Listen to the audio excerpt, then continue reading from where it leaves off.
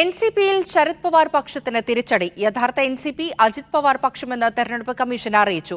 Party ചിഹ്നവും അജിത് പവാർ പക്ഷത്തിന് ലഭിച്ചു. വിഷ്ണുപ്രസാദ് തുടരുന്നുണ്ട് ഈ വാർത്തയുടെ വിവരങ്ങൾ നൽകാൻ. വിഷ്ണു, ശരത് പവാർ പക്ഷത്തിന് തിരിച്ചടി ഉണ്ടായിരിക്കുന്നു. തെരഞ്ഞെടുപ്പ് കമ്മീഷൻ എന്തൊക്കെ കാര്യങ്ങളാണ് പറഞ്ഞത്?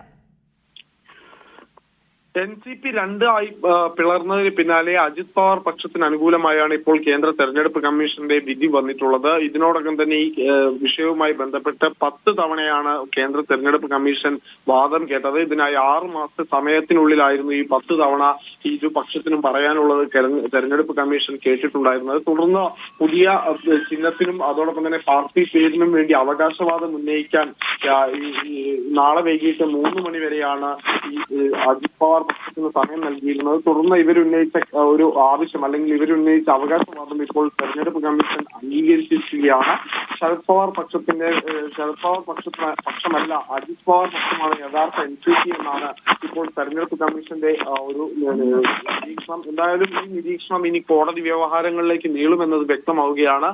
പ്രത്യേകിച്ച് ശിവസേന മാതൃകയിലാണ് ഇപ്പോൾ അജിത് പവാർ പക്ഷത്തിന് അനുകൂലമായി തെരഞ്ഞെടുപ്പ് കമ്മീഷന്റെ ഭാഗത്തു നിന്ന് ഒരു നിലപാടുണ്ടായിരിക്കുന്നത്. യഥാർത്ഥ എൻസിപി അജിത് പവാർ പക്ഷമാണെന്നാണ് തെരഞ്ഞെടുപ്പ് കമ്മീഷന്റെ വിധി ഉണ്ടായിരിക്കുന്നത്. ഡൽഹിയിൽ നിന്ന് വിവരങ്ങൾ നൽകിയത് വിഷ്ണുപ്രസാദാണ്.